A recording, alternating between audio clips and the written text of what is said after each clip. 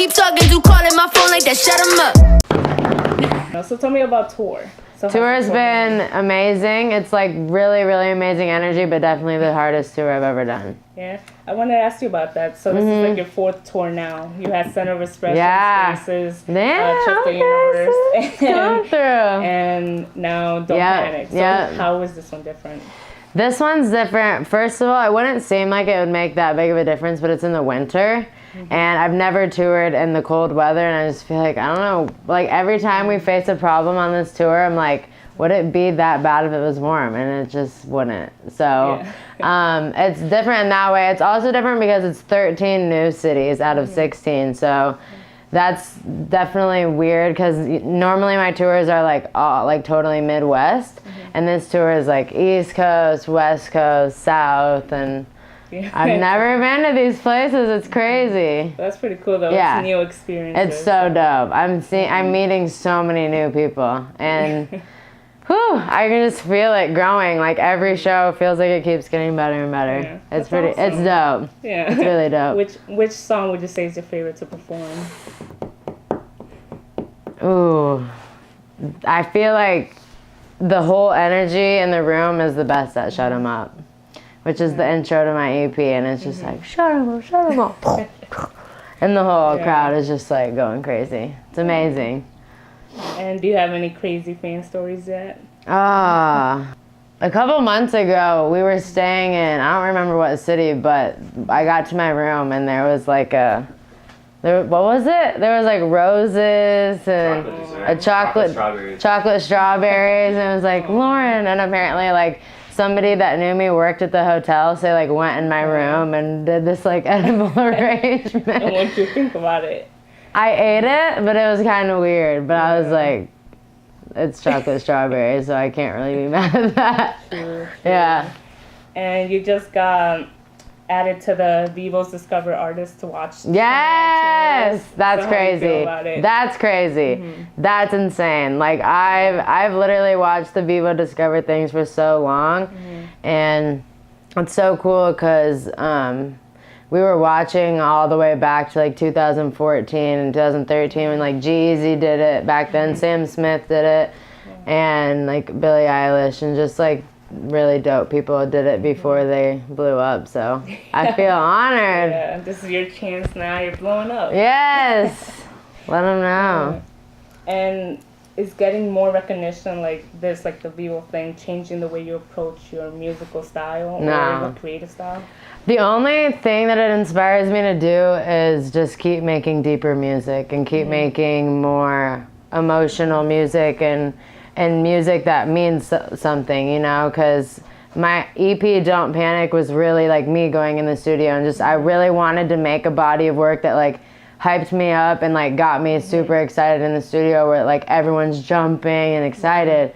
But I feel like my real purpose is to empower people, and so the more recognition that I get and the more people that come to our shows, I just feel like, you know, I want it to keep getting like deeper and deeper and have like more of a meaning to it.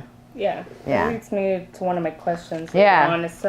I remember you saying that Center of Expression was more like based on love. Yeah. And then Spaces was more of a inspirational sort of message. Yeah. So what would you say this album is about? Don't Panic? Yeah. It literally was just the first time that I was like, I want to have fun making music. I mean, obviously Don't Panic does have a deeper meaning. It's about me moving from Indiana to LA, me signing to the label. There was so many like new things that were happening, and I wanted to make that body of work that did embody that, but I wanted these songs to be like a step up in energy, where I feel like my past projects have been very like vibey and like, I don't know, not as structured, and I wanted this to just be like good energy. And like Shut 'Em Up was when I first moved, and it was like, everybody shut up and just like let me be, let me learn the hard way, let me do it how I want to do it. Differently, it was like, yes, I'm here, but I'm not changing, so you see me differently. Electric was like the love song. The only one too was just like bop.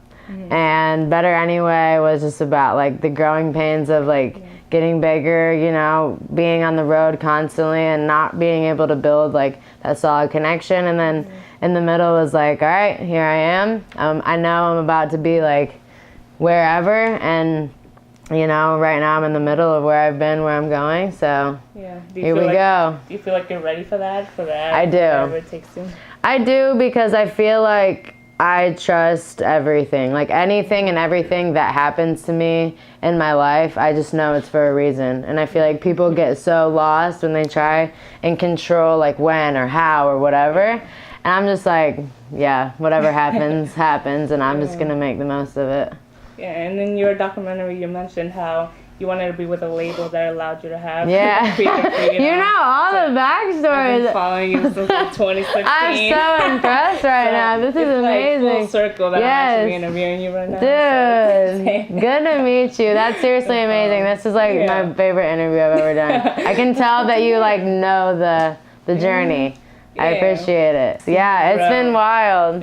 Thank you. So, you wanted the creative control. You wanted to be able to still do the creative stuff that you were doing beforehand.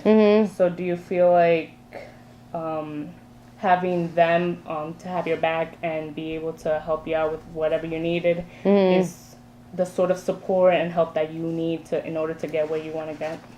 I do. I think that people, a lot of artists and just people in general think like you just signed to a label and all of a sudden you like just blow up out of nowhere.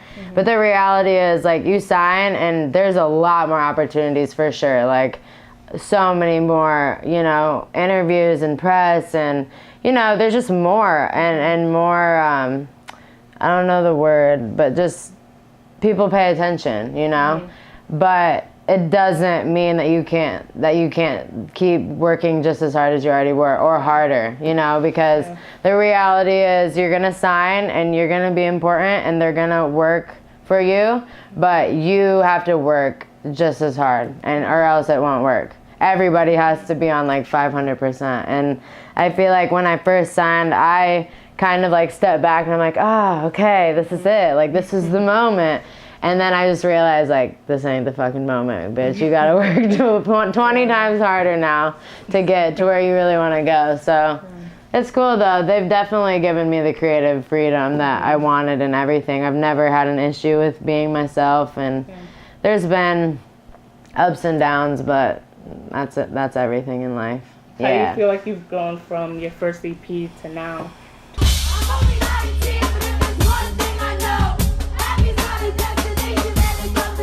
Yeah, a lot's changed. It sometimes is surreal because I don't realize how much has changed until I like really think about like the 2016 Lauren that was driving 18 hours to make the Palm Springs video in Florida, and you know, booking my own tours, emailing venues and stuff. Like, it doesn't hit me until I come back to places like New York City tonight and realize like it's almost sold out, 250 people.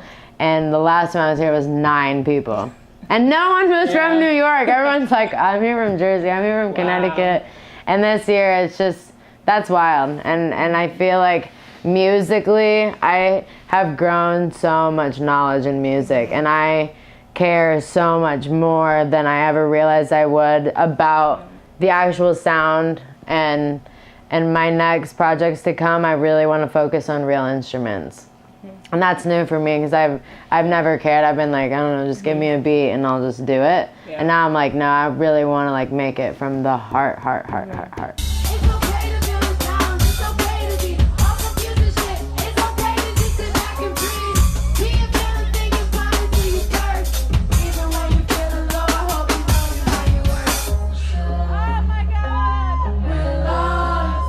Do you feel like you get involved with the production of the shows as well?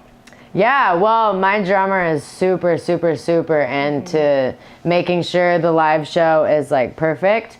And I feel like if it wasn't for him, I wouldn't be so involved in it. And I feel like because of him, one of my 2019 resolutions is to learn guitar, because I really want it to be a live show, you know? I don't just want to like perform to tracks. And my drummer adds such, like Ryan adds such a new and like enhanced level of the songs, like just a new experience of them.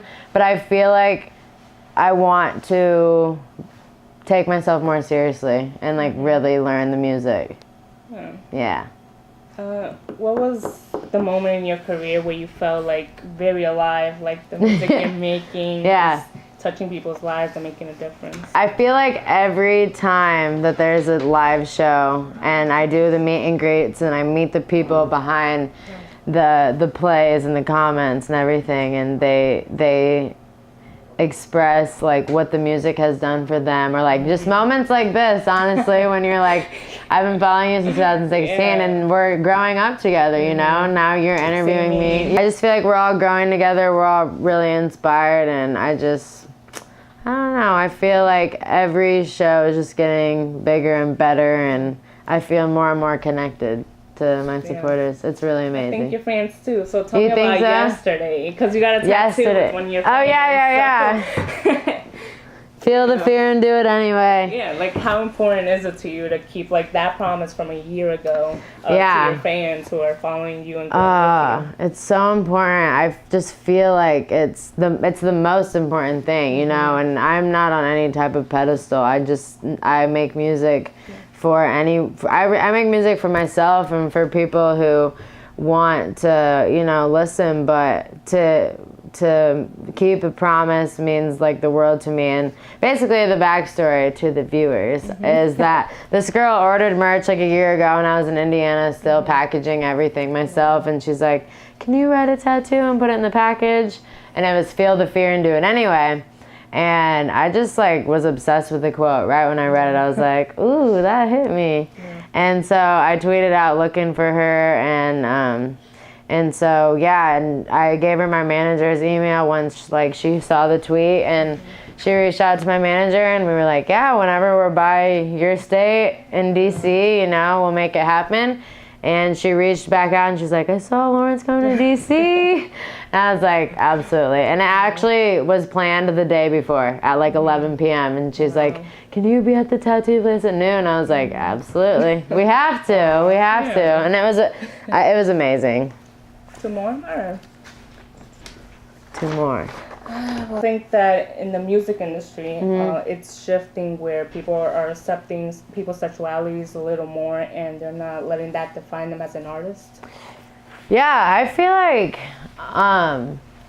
it's an interesting thing, because it's really weird to like say this, and it feels like embarrassing a little bit, but I would never grew up on like David Bowie and Queen and Prince, and like my parents listened to country and rap. There was no, you know, older music, and I feel like now looking back and learning about those artists and how much sexuality was put into their music, I see it coming back now. And I just watched Bohemian Rhapsody the other day, and that was my first time really like seeing the journey of Queen. And I don't know, I really feel like it's being brought back, and I see it in like Troye Sivan and you know, even like Hayley Kiyoko. I feel like her whole career is really based off sexuality, and you know, I feel like it's up to us artists to make it as big or as small as we want. You gotta do what you're supposed to do, just know there's no one to blame. We always get stuck in the middle, this life seems so simple. Why do you think your fans have gravitated so much towards you and your music? Do you think it's like the TED Talks, the motivational speaking? Putting it out there, like trust the universe?